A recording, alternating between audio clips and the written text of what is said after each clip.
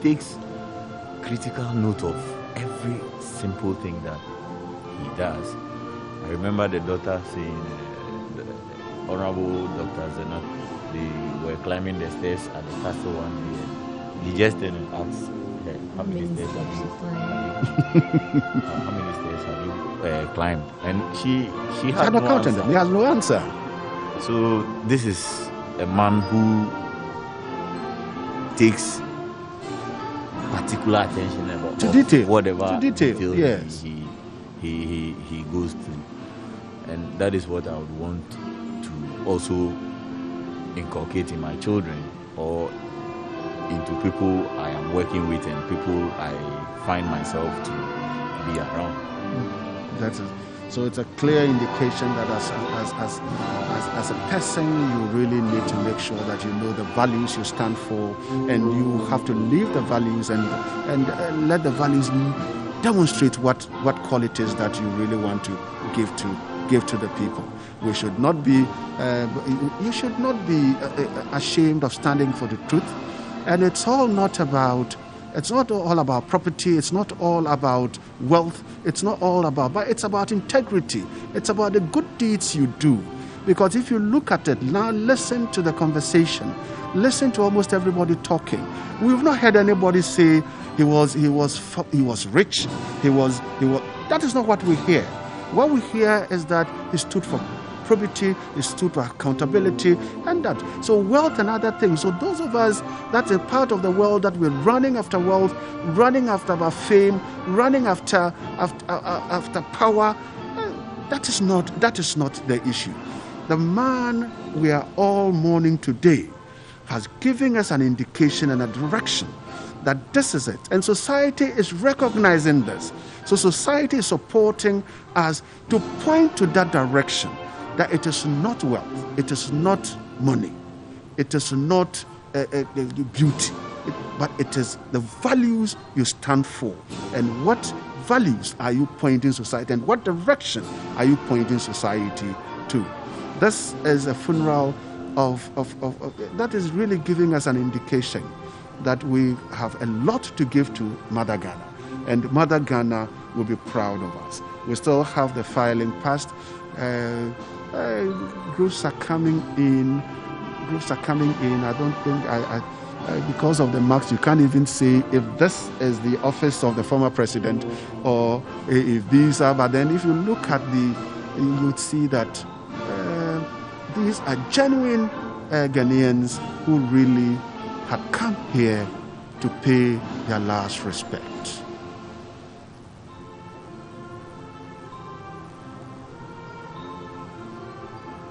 And I know that we all belong to families. Captain Akapo, we all belong to families. Yes.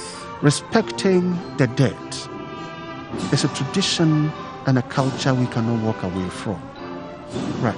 And so when it gets here, and then we're moving in to pay our last respect, what should the individual's conscience be telling the individual?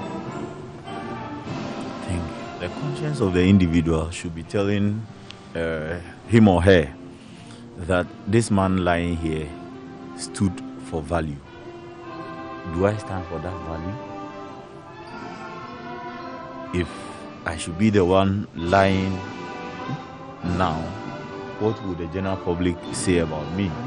What would my family say about me? What legacy am I leaving behind for my family or for the general public to talk about or to emulate? So mourning the dead, actually, I know it brings out memories of what the person stands for, what the person did when he or she was alive. And those memories should always guide us to know what we are doing, and if what we are doing is right or wrong. Those memories should live with us, and it should tell us what to do. Right. So society should always be alive to such a responsibility. Yes. We have a life to live on earth, and after we depart this world, they will tell you that there is judgment.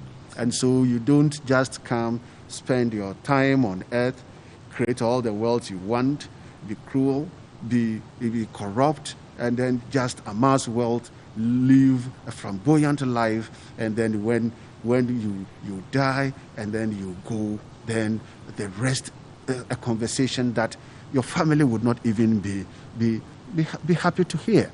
Because I don't think that if by this time the issue is about, there are some people who will not even attempt to celebrate.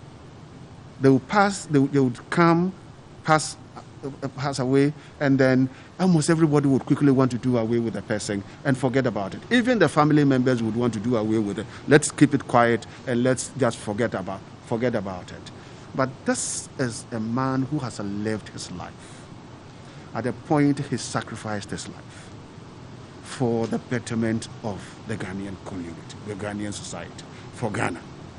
And he lived it, served 2 terms as a democratically elected president, and after 2 terms, he left the scene. There was a very famous quote that when after he had served for the 8 years, the 2 terms, and it was getting closer, I think there was some conversation that people were saying that no, sometimes just as an African leaders, some of them don't live good lives, and so therefore when it even gets to a time that they had to depart, they don't want to go. They just resist going. And some of them even go to the extent of even amending constitutions to extend their stay. Right. And there is a very popular, there is a quote from him. There is a quote from him that he said,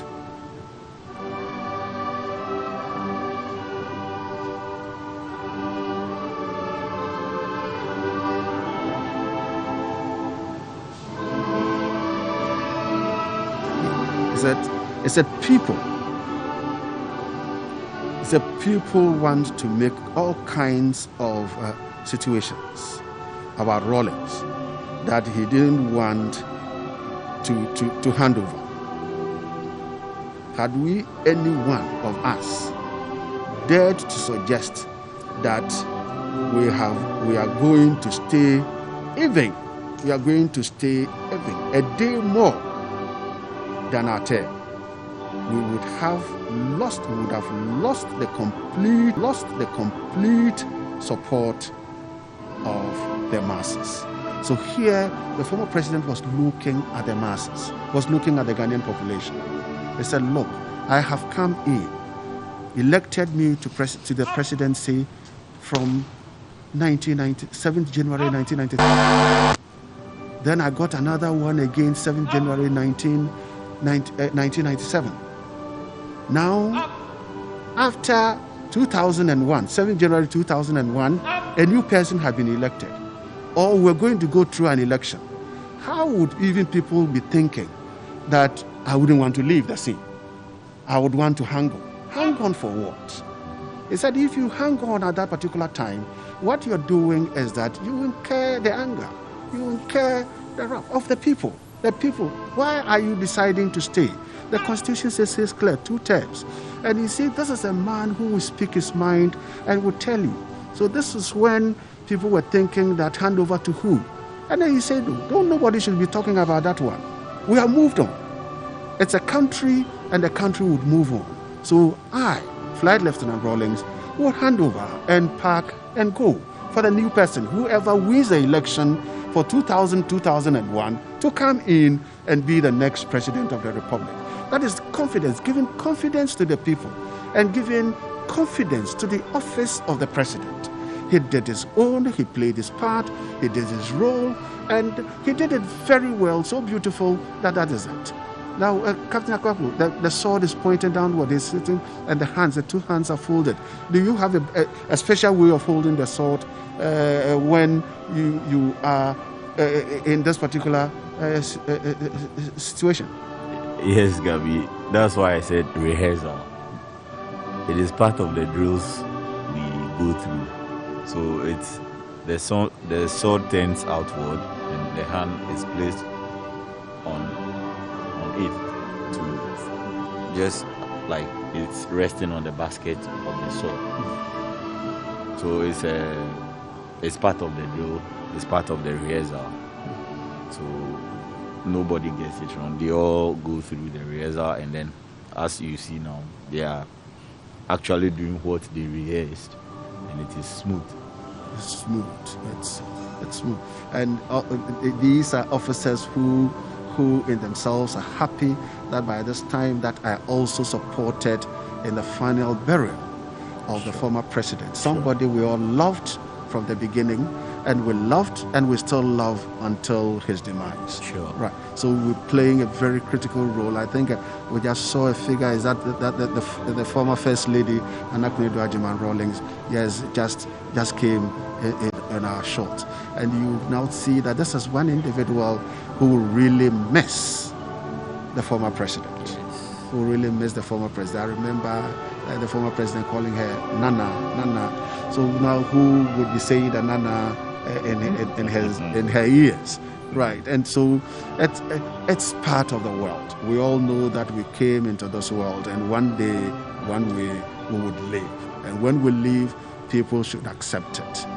Now, look at the Lieutenant T. Look at the people coming in there, and then the officer standing there, making sure that everybody is getting sanitizer to use the sanitizer. Do you think that we should even have somebody standing there, or we should have left the machines there for everybody, knowing that, look, when you get there, you yourself step on it, get the sanitizer in your palm, and rub your palm? Well, it's basic that you would know that you're supposed to use a sanitizer, but I'm sure this is a different machine, and then someone would have to stand there to direct you on how to operate it. So for someone being there, it's only understandable. Because maybe the machine is from a company, and they would need to guide the visitors coming in on how to operate the machine. Because some people have placed their hands under it when they're actually supposed to step a foot on the paddle in order to get the sanitizer. So it's only fair and understandable.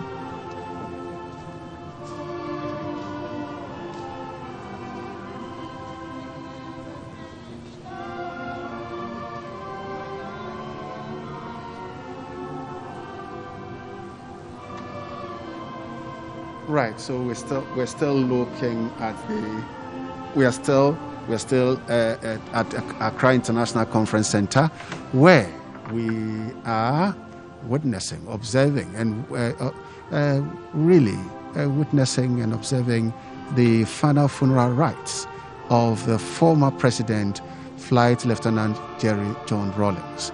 Now, you know, Jerry John Rawlings was a founding member of the NDC, and now I see the NDC. Now we know that today we are supposed to see the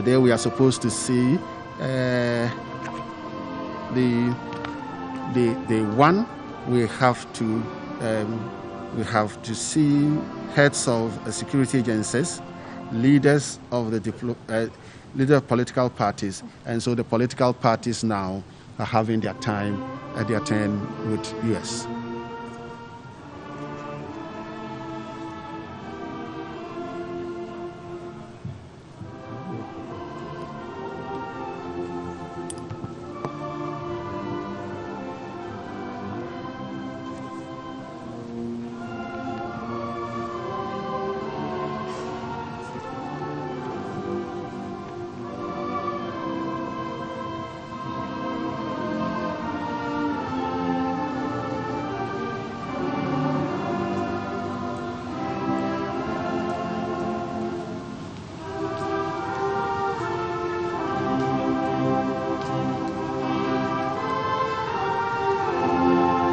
US, wherever you are, wherever you may be, we're still at the Accra International Conference Center, where we observing. We have the former president, Flight Lieutenant Jerry John Rawlings, lying in state, and Ghanaians from all walks of life will come in here to pay their last respect. This is the first day. We've seen service commanders have done theirs. We've seen political parties coming in. We've seen some members of the general public also coming in. And then this is commentary position. And I would now switch, and I will have to introduce. I have with me in commentary position now Mr. Seth Tekpe, a former finance minister with former President John Dramani Mahama. Mr. Seth Tekpe, you're welcome. Thank you very much. Yes, Mr. Seth Tekpe, you know that we are looking at the life of a man who really stood against corruption. And I am asking this question because you're a finance man. And we know when finances are messed up, when finances are depleted, now our country suffers. Now, you were with a former President John Dramani Mahama as a finance minister. You saw the life of former President John Rawlings, his probity, accountability, and integrity. How does it really come to you as a finance man? Thank you very much. Let me start, permit me, with the personal. Sitting here, I owe a lot personally to President Rawlings and his era. And that is because immediately after national service, I joined the then National Revenue Secretariat in the Ministry of Finance and worked with Mr. Atu Ahoy on what we popularly call the Structural Adjustment Program Secretariat and the Economic Recovery Program. And that is where my professional foundations, started. And so I know firsthand, and proud to that, of course, we were taken by the student movement and everything. So, in as much as we remember the late flight lieutenant as politically as someone who gave us a Fourth Republic, which is his immediate lasting legacy, which has run uninterrupted since independence for the longest period, if I'm not mistaken, without interruption. I also like to remind the public, obviously, about his economic legacy. There was a debate late last year when Ghana went into recession. And it was said that Ghana had gone into recession after 37 years or nearly 40 years.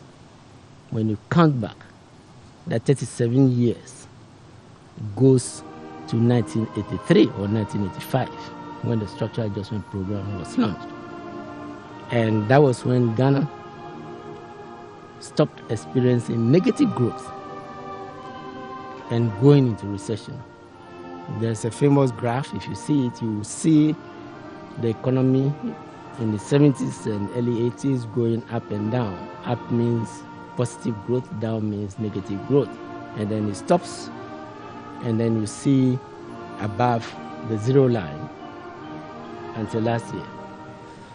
And yes, we have COVID, we have other, but it is the fundamentals that were established, the basics that were established, the changes that came with the Structural Adjustment Program that made the nation experience that. Of course, you will see little ups and downs, and every economy has its up and downs. But over a long period of time, you will see that positive growth, which averages about 4.5, or 5%. That is his greatest legacy overall. But when you come down to certain structures that we use today, for example, how did we achieve that? A lot of it comes with stabilizing the budget. And it is to the legacy of the flight lieutenant who took the revenue institutions out of the civil service, which became swept across Africa, and which has crystallized today into the Ghana Revenue Authority. which gives it as an authority without undue interference. And this is what we must protect. Undue interference in the technical work of the GRA, the law which Professor Mills put in place, being a taxman and who is also part of the structural adjustment program, should be left so that GRA can do its work, because that is one big legacy, non-interference. And I must say that for the period that I worked in the National Revenue Secretariat and later became coordinator for the value-added tax when it was introduced, withdrawn and reintroduced, we have had tax officials who have done their work without fear of favor. That is another form of corruption. If you interfere, often we see corruption in terms of, graft, taking money. No, but when you disrupt institutions, you corrupt the institution, right? When you don't appoint the right leadership, you corrupt, those institutions. And that's when the Flight Lieutenant talks about integrity, probity, and accountability. These are some of it's deeper, right? Now, let me give you, I know that I don't have to take too much time, but let me give you two other examples. Sure. If you look at the establishment of the Ghana National Petroleum Corporation, and that then, I see, you are shaved hair, probably you remember, under Chachu Chikata and all that, went, he's not just known for the Supreme Court. He was the first chief executive. You remember Salt Pond, you remember oil rigs, everything, various things that came with it. That is what has led to Ghana going into the oil era. Oh.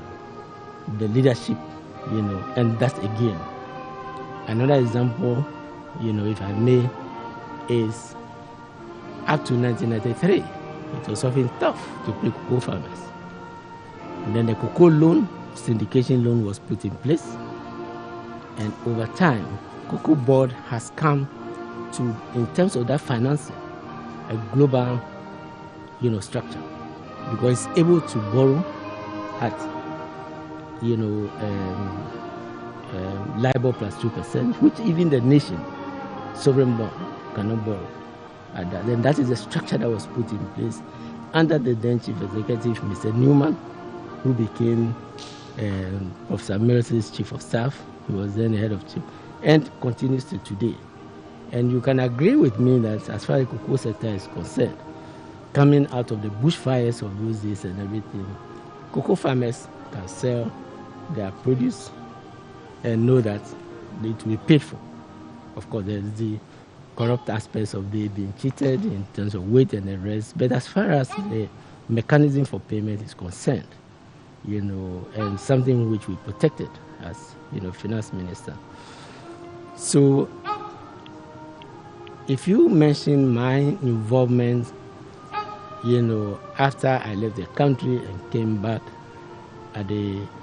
towards the tail end of, joining it has a precedent. And for me, I was witness, to that economic transformation. I was a participant, courtesy, and I would say then that is when, I got to know him particularly with you. Of course, you start your career at a distance, but as you, particularly with the VAT, that's when, and I must say that he never forgets.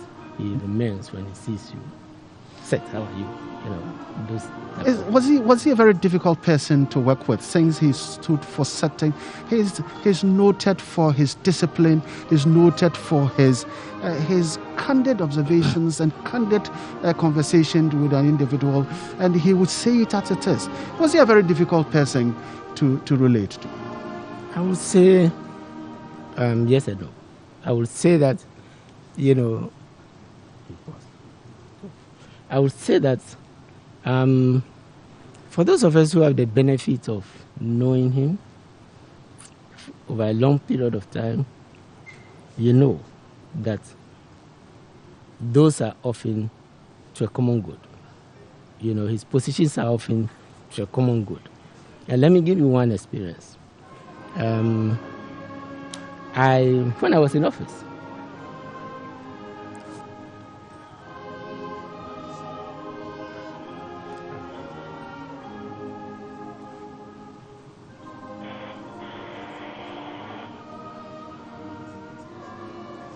Right. I think viewers, you are watching pictures of the filing past, and I think we just saw the filing past of party chairman, the NDC party chairman, Ofosu Ampofo, and then so it means that we're seeing the executives of the NDC coming filing past.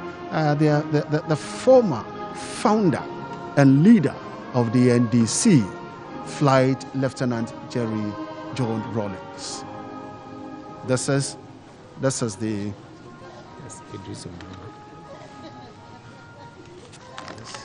There's arrival of the NDC party. I can see the General Secretary Johnson Asiedu Nketia. I've seen Ofosu Ampofo.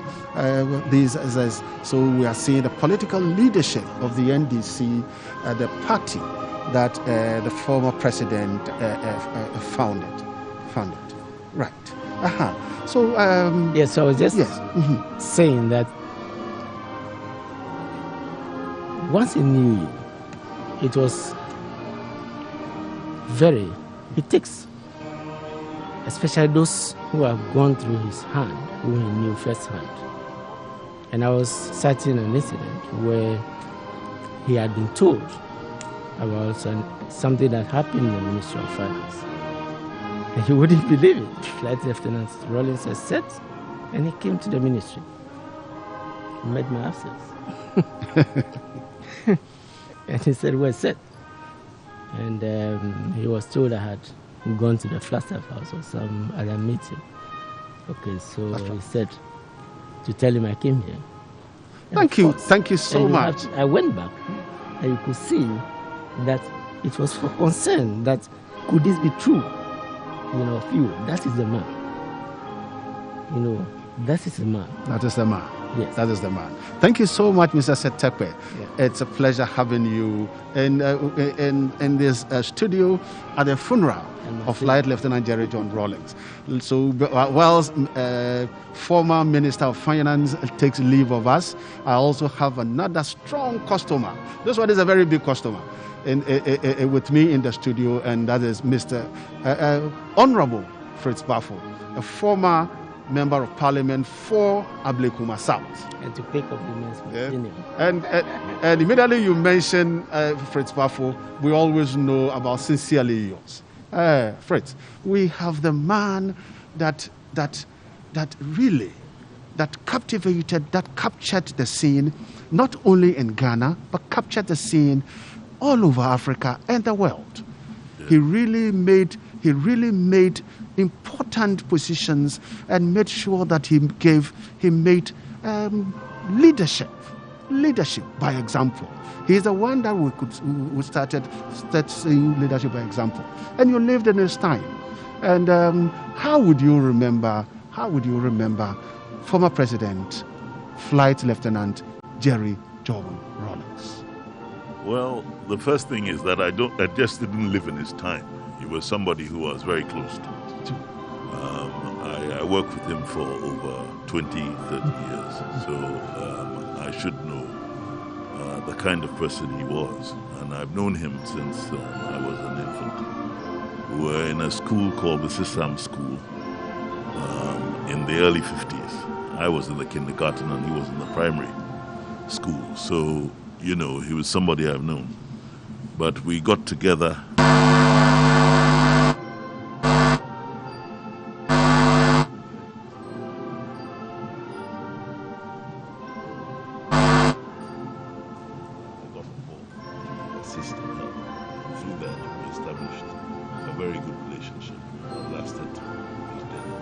That lasted years, over 2 decades. Let me also quickly introduce another gentleman. This one is, so I told you that I have a very tough customer with me, but now I think this one is a tougher customer. The General Secretary of the NDC, the party that former President Rawlings founded, Mr. Johnson Asiedu Nketia. You're welcome to the studio. Thank you very much, my brother. Right. We have the man Rawlings, not in person, but have the man Rawlings that we have all loved and seen and observed and witnessed, now in a casket lying in front of us. We are now mourning him, and in the next 2 days, he will go to put his mortal remains to the grave. Johnson Asedun Ketia, General Secretary of the NDC. You know former President Rawlings very well. Very well. His values, probity, accountability, and integrity are those ones that you know he would not joke with. Right. What are you thinking of once you see the mortal remains in the casket at the Accra International Conference Center? Well, thank you very much, my brother. I knew and identified with President Rawlings many, many years before I met him as a person. We were students in those days when the revolution happened, and when our various communities at that time. So I participated in funding the revolutionary organs in my locality without having seen President Rawlings. And I performed all my roles as a cadre in those days, upgraded to become a member of parliament before meeting President Rawlings. So here is somebody whose works speak for him. So I have no doubt in my mind that the same way that I adored him before meeting him, even in his absence, his works will remain with Ghanaians.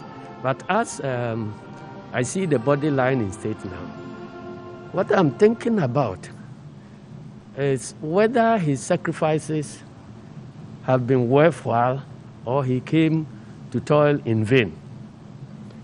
Because we are living in the Ghana today that in many ways looks like the last days of Kutua Champong. And if President Rawlings came to fight against the ills that were happening during Kutua Champong's time, and the very day he's being buried, the same ills persist, then the question that arises is, his sacrifices, were they in vain? That is what is I've been thinking about all morning since I got up to come and see our idol lying in state. Lying in state. But this says you belong to the party that he formed, the party that he founded. And he set rules. You have beliefs and genuine trust in the way forward.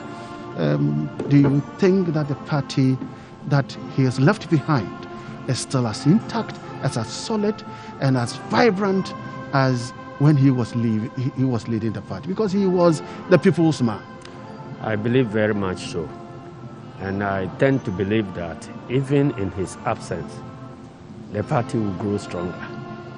The reason was that, there were many, many African statesmen who died with the parties they founded because they never allowed the party to operate independently of the founders.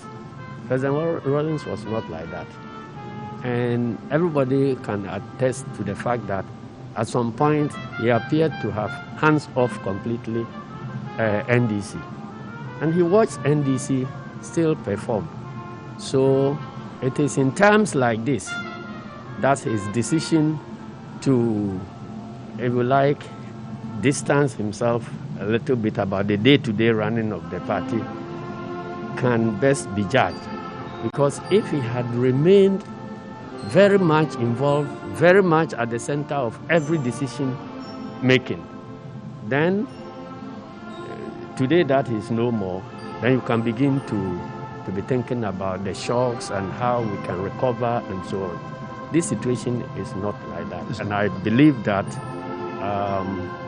his decision to wean himself of the day-to-day running of the party has been useful. Very useful. Mr. Fritz Bafo, you worked with Rawlings. Before you joined him to support him achieve set goals, at any point in time, did he demonstrate to you that he was getting he was feeling, he was being fulfilled that the things that I wanted to lay, the foundation I wanted to lay, was yielding dividends. Well, I have to be very honest. When I came back from my studies abroad, I was a bit of a libertarian. So when I got into the situation where there had been a military insurrection in this country, and the disciplines that were being upheld, sometimes overboard, I was a little taken aback.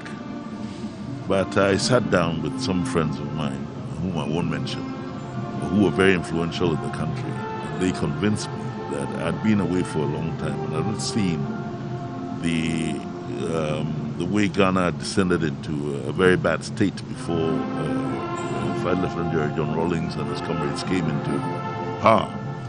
And so when I finally met him, I put it to him. When I met him again, I put it to him, and he explained to me. And I was actually very convinced, and I've remained convinced to this day, that he really loved this country, and he was there for the con man, because we have to understand that the man on the street is the most important factor in the development of this country.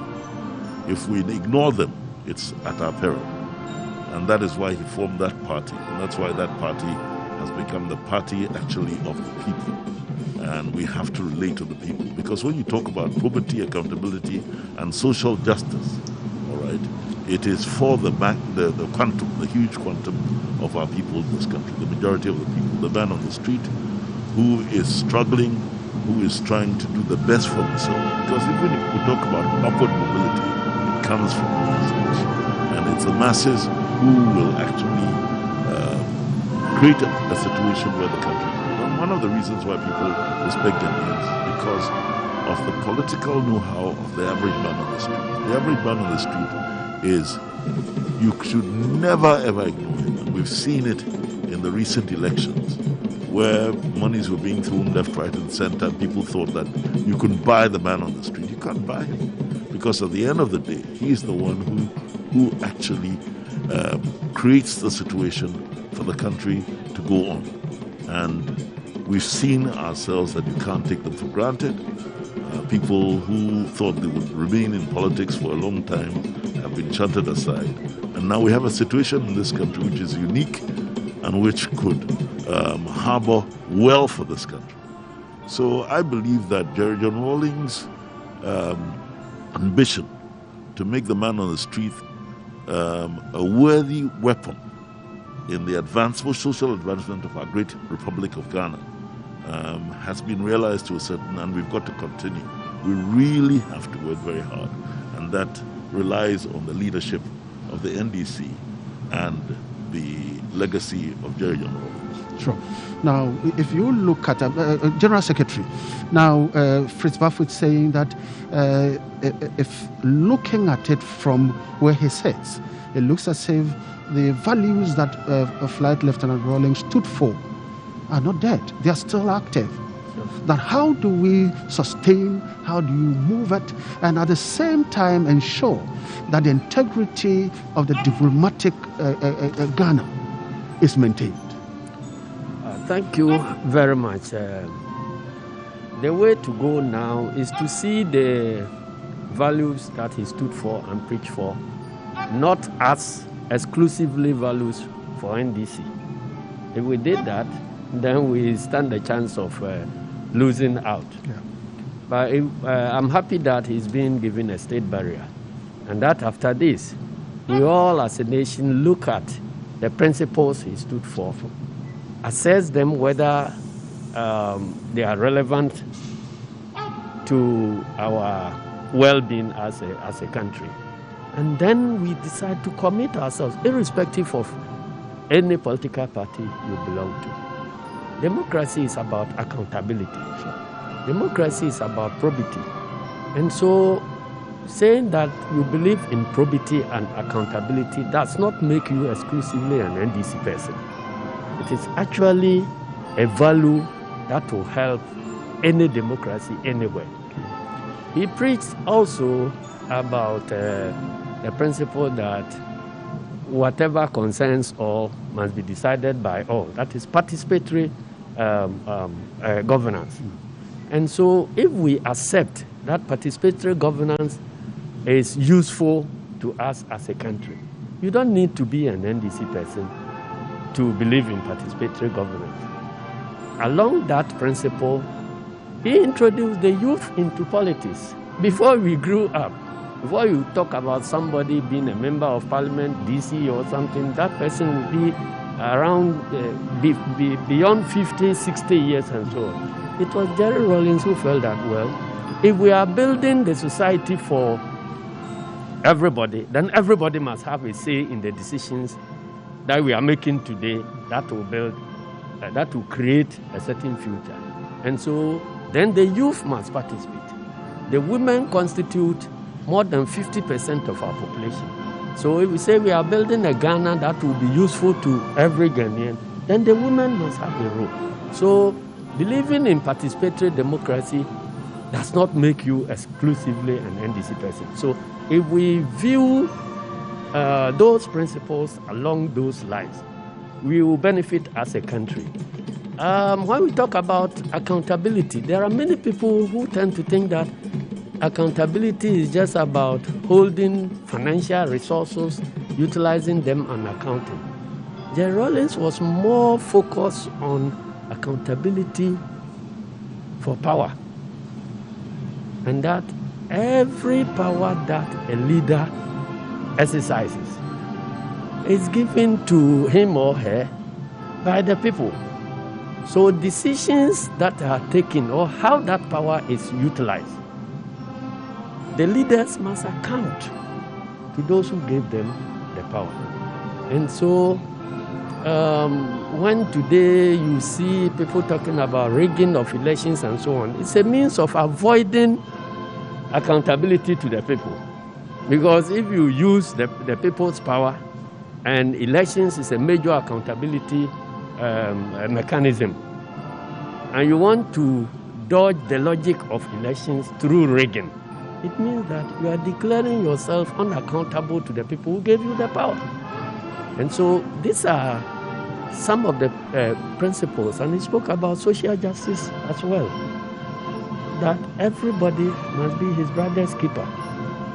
Those who are able to make it in life owe it as a duty to also help the others to be able to survive.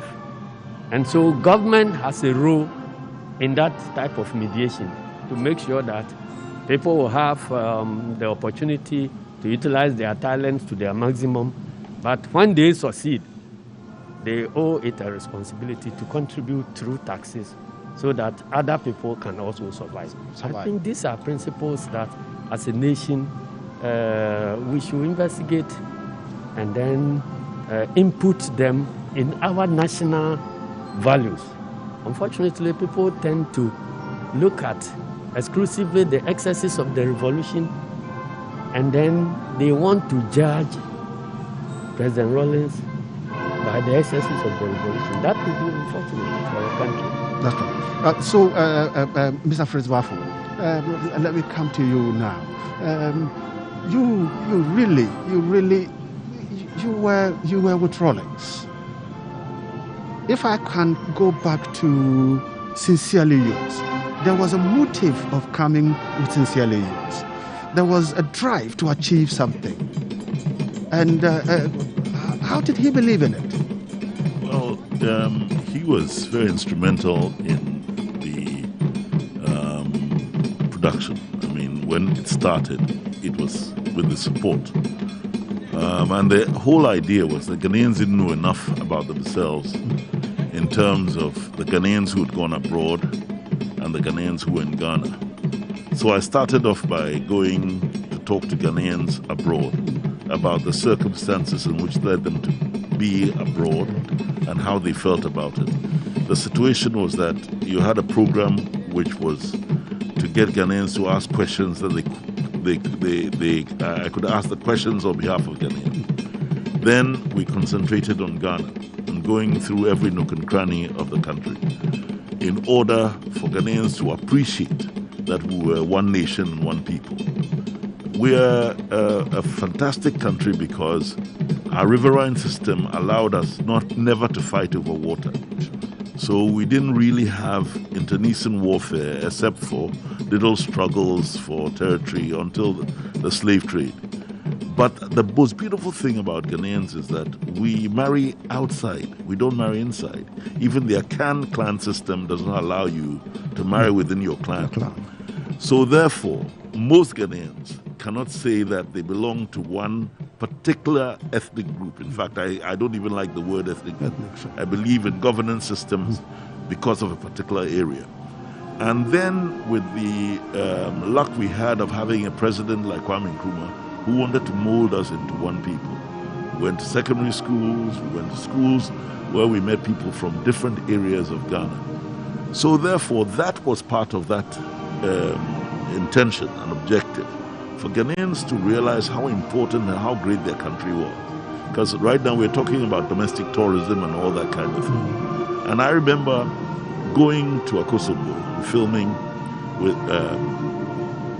with the support of John Rawlings, and the Dodi Princess, the lake, and the Onipa Nua, and the things that he did was to make sure that no Ghanaian was left behind when it came to access to social services. You know about the Onipa Nua, the boat that went around the lake, around the environs of the lake. The lake is about 3,000 square miles. It's one of the biggest lakes in the world. It was, in fact, one of the biggest man-made lakes in the world. 30,000. And what happened was that we got 3 million people living around the bank. And he made sure that at least they were included into the system. So that inclusiveness is what the General Secretary said, that we're not talking about just the NDC, but we're talking about Ghanaians. And he actually came for Ghanaians. The NDC was a vehicle to ensure that his legacy will not be left. But it is about Ghanaians upholding the values that he brought to the fore. Naturally, he was the only one who introduced that, but he brought it to the fore. And the average Ghanaian is now aware of probity, accountability, and social justice. It sometimes gives us a problem that when you tell Ghanaians certain things, they react because they believe that they know. It's also part, it's a plus and a negative, but we have to deal with it. We have to deal with it. General Secretary, Mr. Asiedun Ketia, before I let you go, you were talking, you gave a very fine situation. You painted a very beautiful picture of where we say probity, accountability, integrity, this thing. It should not be an NDC agenda. It should not be an NDC focus. It should be a national focus. Then the country in itself will benefit from it. Now, how would the NDC, that is the mother of this integrities, how would the NDC encourage the country and encourage all others to embrace this and know that it should not be the NDC's a property, but it should be a national property? Well, you only have to take a look at any of the party's manifestos from 92 to date. It is always very, very strong on organizing a clean government and making sure that people who hold power hold themselves accountable to the ones who gave them the power. And our practice in government too has a lot of evidence to show. If you look at the various political parties, those who are prepared, you will find out those who are prepared to be judged by the people, and when the people's verdict come, we give in the people's verdict. It means that we are demonstrating what we call leadership by example. If you want all Ghanaians to behave in a particular manner, then you have to set the example. And that the fact that we have demonstrated the principle of holding ourselves accountable to the masses in itself a guide for all Ghanaians. Our expectation in always accepting to allow free and fair elections even when we are in power and giving out power when the decision goes the other way, is that we expect all other Ghanaians to behave like that. So that is the only way we can set the example. And then when we are in power, in terms of how we hold and account for the resources of the nation, it is also transparent. At times, these are subjected to value judgments, but at least we know that Transparency International has records about the performance of every government in Ghana as far as corruption and anti-corruption are concerned. And clearly, NDC stands up. All the NDC governments stand up clearly on top of all the other governments that have run this country. So that is the way we want to demonstrate that these are values that Ghana as a society will benefit from. And it is not exclusively NDC alone. To tell you what, when we're getting to the end of the revolution, there was a big debate within the PNDC and the cadres. You had a certain group of cadres who felt that the ills of multi-party democracy were so bad that we didn't need multi-party democracy. And when the decision eventually came for us to go multi-party, they decided not to have anything to do with politics. They are still there in society now. And some of them tell us that after all these years, the same ills that our revolution had preached against are still around. Monetizing of politics is there. Rigging election is no different from a coup d'etat. So that is still there. And then a dictator remains a dictator whether they are elected or they come through a coup d'etat. And then that is also around. And then you have a situation where you are having rule by law instead of rule of law.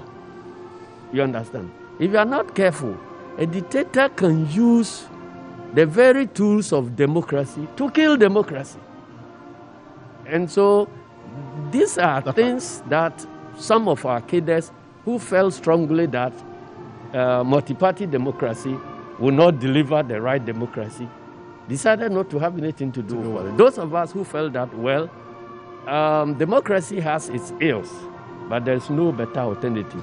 So let us go with it. And that's why we are here. So it is for Ghanaians to demonstrate that it is worthwhile pursuing this multi-party agenda. Thank you so much, General Secretary Johnson Asiedu Nketia. Viewers, we were watching the funeral of the former president, John Rawlings, at the Kwame Nkrumah Conference Center, at the Accra International Conference Center.